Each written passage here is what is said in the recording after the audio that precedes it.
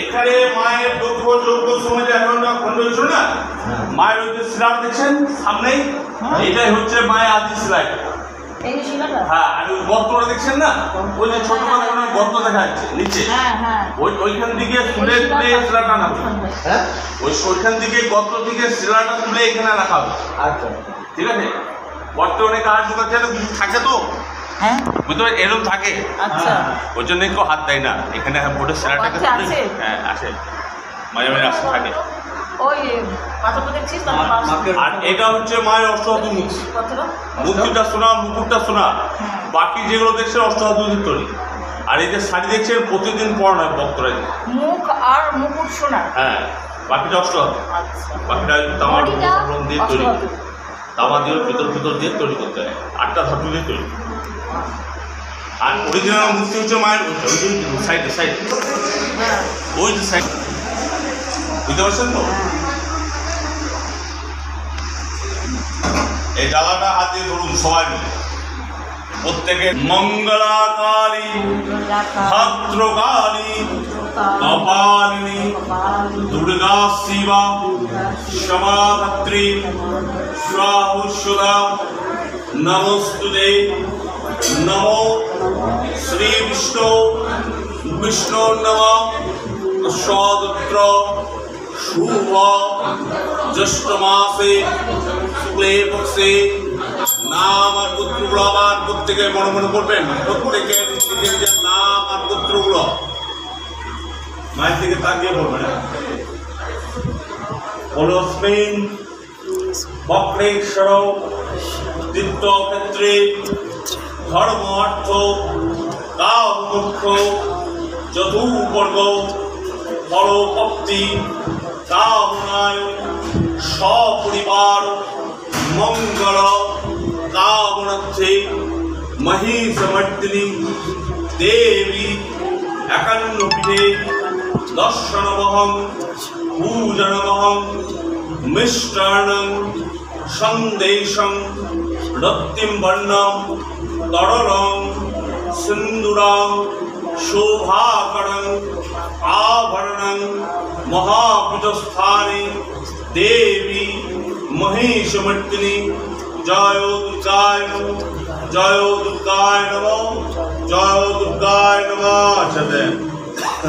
মায়ের দিকে তাকিয়ে হাত নমঃ।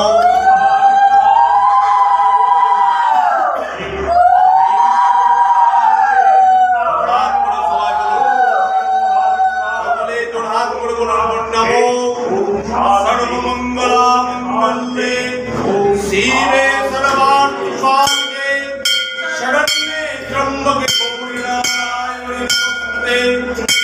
श्रीविनाशानं शक्तिभूते सनातने नास्ते दुरामोहि नारायणी नमोस्तुते। शरणागत दीनत्र परित्राणकपरायणे सर्वस्वार्थे हरे देवी नारायणी नमोस्तुते। देवी महिषमर्दिनी 51 पीठे दर्शनमहं पूजनमहं। जय दुर्गाय नमः, जय दुर्गाय नमः। ओम ह्रीं जय दुर्गाय नमः, ओम ह्रीं जय दुर्गाय नमः।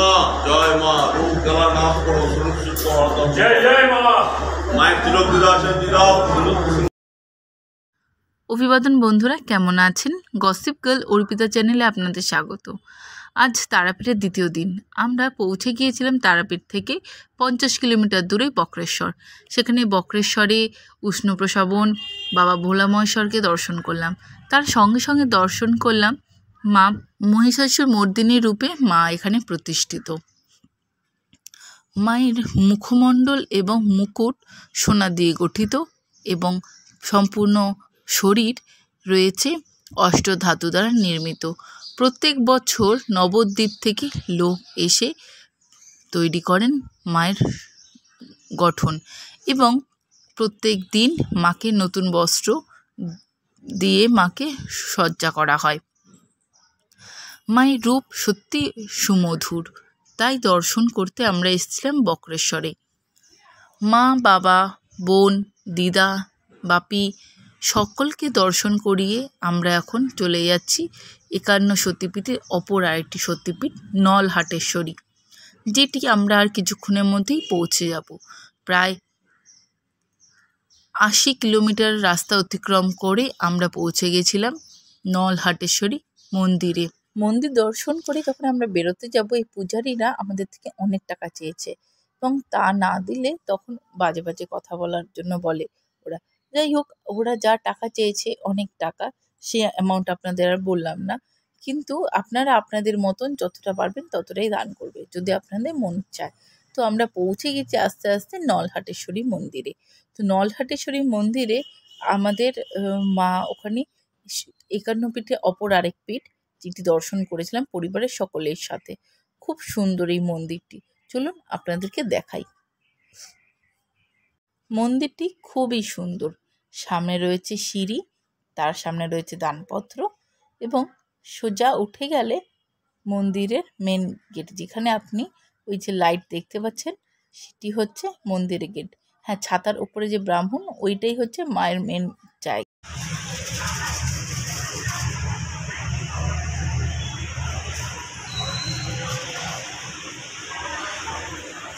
কথিত আছে এখানে মায়ের গলা পড়েছিল, তাই জন্য এখানকার নাম নলাটেশ্বরী। এইখানে প্রত্যেক দিন ভোজন করানো হয় বালকদের এবং যারা কিনা ভিখারি থাকেন তাদেরকে। তো কেউ যদি এখানে প্রসাদ গ্রহণ করতে চায় তাহলে একটার সময় এসে টোকেন কেটে নিতে পারি। তাছাড়া এখানে বিবাহ, কোনো শুভ অনুষ্ঠান, জন্মদিন, অন্নপ্রাশন, তাছাড়াও বিভিন্ন ধরনের অনুষ্ঠানগুলি এখানে পালন করা হয়। আমরা আজ পৌঁছে গেছি হোটেলে।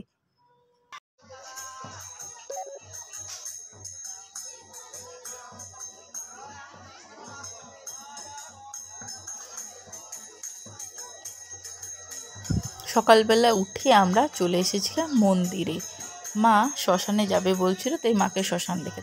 আমার যদি অত একটা শ্মশানের যেতে ভালো লাগে না, যাই হোক, মা, সম্বিত, বোন এদিকে শ্মশান দেখতে গেছে। আর ওখানে শ্মশানের জন্য যে পুজো অর্চনা হয়, লাইন পড়েছে, আমি দূরেই দাঁড়িয়েছিলাম। তো যাই হোক, এখানে সবাই ফটো তুলছে, বেশ ভালোই লাগছিলো দেখতে। তো মোটামুটি এখানে দাঁড়িয়ে আমি পুরো শ্মশানের ভিউটা নিচ্ছিলাম। বেশ চোখটা ভালোই লাগছিলো আমার দেখতে। আমি এমনি যদিও শ্মশানে ঢুকিনি, কিন্তু আমার বেশ ভালো লাগছিলো সবাইকে দেখতে ঘুরে ঘুরে।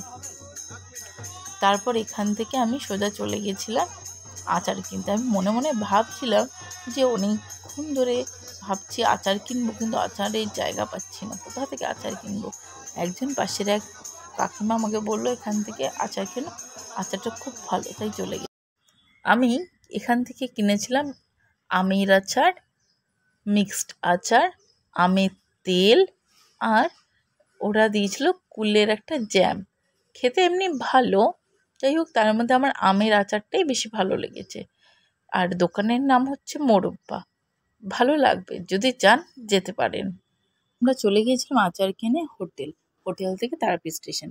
আজকে আমরা কলকাতা ফিরবো। যদি ভিডিওটি ভালো লেগে থাকে, লাইক, শেয়ার ও সাবস্ক্রাইব করবেন ও অতি অবশ্যই কমেন্টস করে জানাবেন আপনাদের কেমন লাগলো। ভালো লাগলে অবশ্যই লাইক, শেয়ার, সাবস্ক্রাইব করবেন। অবশ্যই জানাবেন কমেন্টসের মাধ্যমে। সুস্থ থাকবেন, ভালো থাকবেন। দেখা হবে অন্য আরেকটি ভিডিও। আজকের দিনের মতন টাটা।